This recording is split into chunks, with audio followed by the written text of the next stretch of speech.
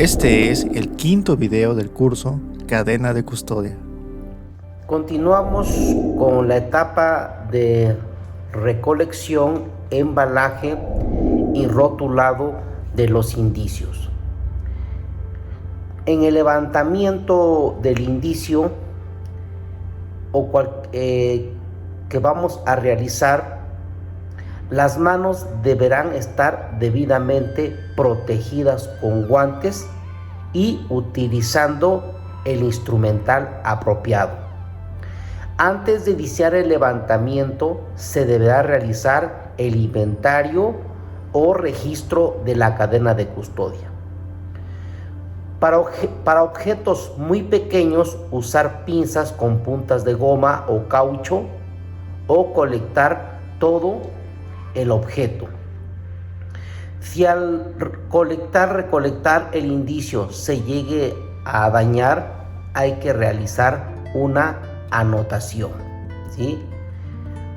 ¿Qué es el embalaje? ¿Qué función tiene el embalaje? El embalaje es la maniobra que se realiza para guardar, inmovilizar y proteger dentro de un recipiente protector los indicios, ya sean sobres, envases, frascos. Siempre deben de usar, vuelvo a repetir, guantes. El embalaje debe de ser individual. El embalaje debe de ocupar empaques limpios, embalaje en envases y contenedores del tamaño apropiado al indicio, el sellado y el engrapado de cada uno de los indicios, ¿sí? Hay que tener en cuenta la cantidad de material que nosotros vamos a utilizar. Todo ese material debe ser de preferencia nuevo y que esté acorde al tamaño de cada uno de los indicios. Los indicios biológicos no se embalan en bolsas de plástico. ¿Por qué? Por la condensación, ¿sí? Se puede haber una alteración ahí de los indicios biológicos. Por lo regular, en sobres o recipientes adecuados para el tipo de indicio biológico. Si nosotros vamos a embalar alguna pistola, también debe de ser una caja del tamaño acorde a la pistola. El embalaje, como comentamos, que tiene la finalidad de proteger, inmovilizar y asegurar los indicios. También ese empaque, que se le llama empaque, donde va introducido el indicio, ese empaque debe de tener un rotulado, ¿sí? Un rotulado que es de importancia para la diferenciación de un indicio a otro. El indicio debe de ser individual, salvo esos casos donde pues recolectas suficiente material sensible y significativo. Digamos que recolectes 500 casquillos. Ahí sí ya necesitamos 500 empaques, que prácticamente sería una cantidad que a veces no se tiene. Entonces ahí ya se agrupan los indicios.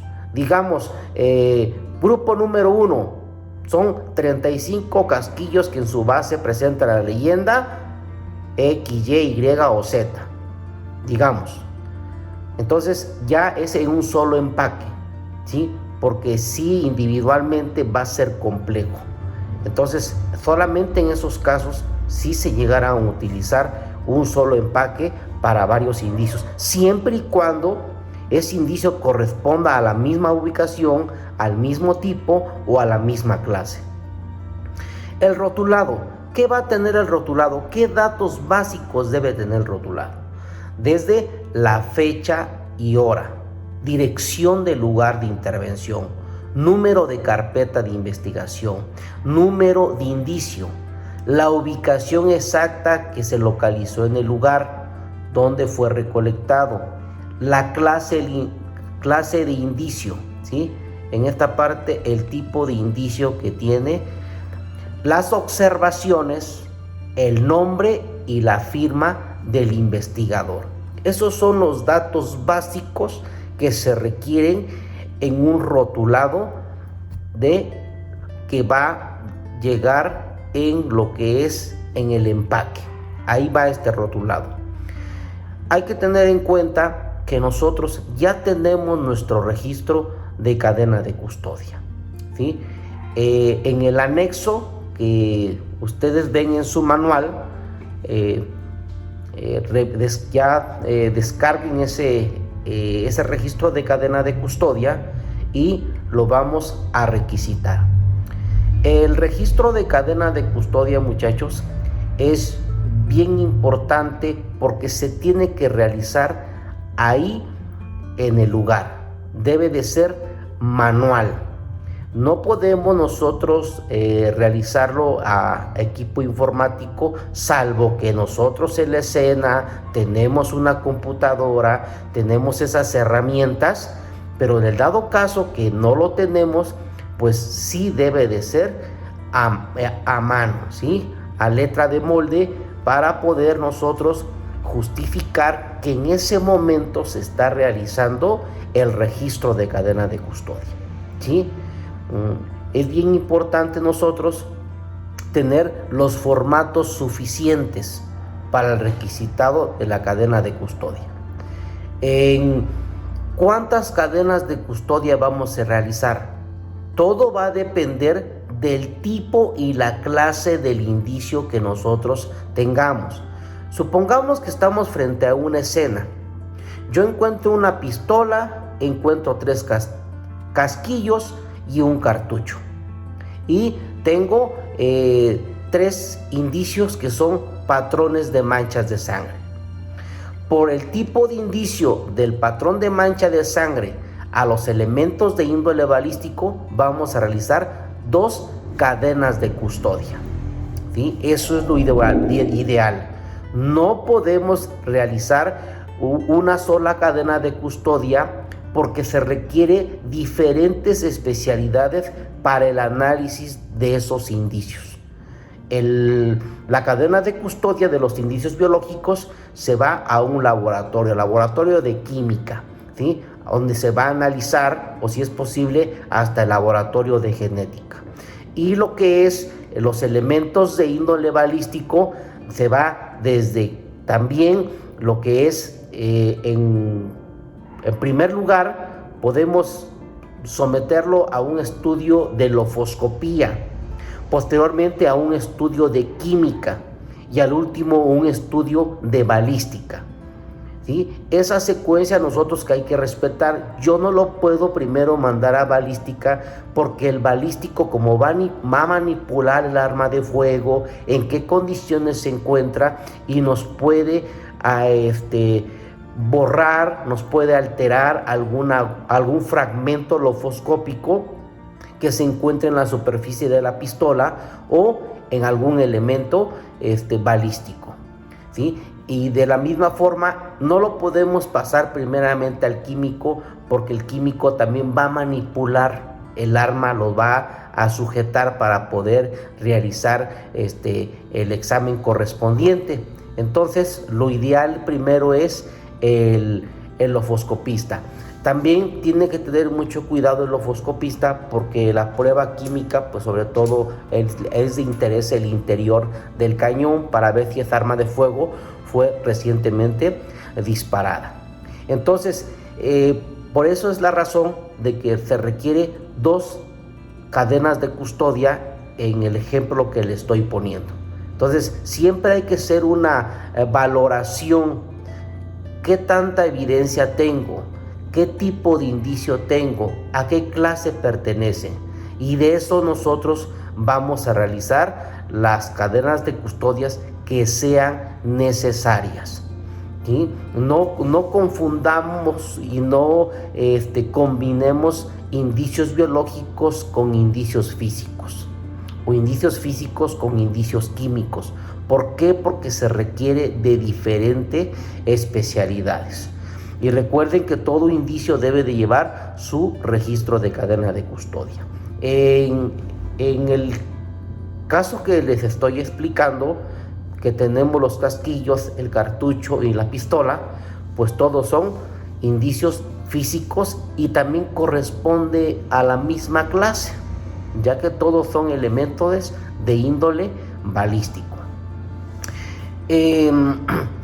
Por otra parte, si existe alguna, siempre tenemos que anotar en la condición en que se encuentra el indicio. Hace un momento les comentaba, si al momento de levantar el indicio se llegara a fragmentar, se llegaran a ver algunas circunstancias que afecten o que presente un daño el indicio, hay que anotarlo, porque después nos puede originar algún problema durante el juicio, durante el debate. Yo en lo personal tuve un caso que fui a la necropsia con el médico. El médico, al momento que extrae parte del proyectil, en la foto aparece que son prácticamente dos fragmentos. Yo lo embalo y está la fotografía, pero cuando ya llega a lo que es al laboratorio, ¿sí?, ya no son dos fragmentos, son tres, porque uno de ellos totalmente se separó y ya eran tres fragmentos, y eso era el problema que teníamos al momento de que el Ministerio Público dice, bueno, si el médico me está iniciando una cadena de custodia que dice dos fragmentos y resulta que el de balística tiene ya tres fragmentos, ¿qué pasó con el otro fragmento? Entonces allí se tuvo que haber realizado al momento de que se embala, si durante el traslado o no fue bien embalado ese indicio, y nos puede la defensa pues en su momento a lo mejor restarle alguna credibilidad al testimonio del médico y del balístico, porque pues dirá quién tiene la razón, si el médico lo sacó dos, pero a veces eso hay que anotarlo en el registro de cadena de custodia. Otra de las cosas que tenemos que tener bien en cuenta en nuestra recolección, recordemos que el embalaje tiene, como lo habíamos comentado, el de asegurar, inmovilizar y proteger el indicio. Lo debemos de hacer de la forma más adecuada, de la forma más profesional que nosotros podamos, porque si no va a pasar como el caso que les acabo de comentar, porque en el laboratorio se estudia lo que se recibe, no lo que se manda. ¿Qué quiero decir con esto?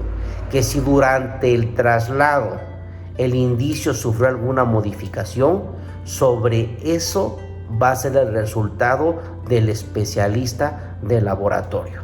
Entonces es una etapa bien importante porque es donde iniciamos el registro de cadena de custodia.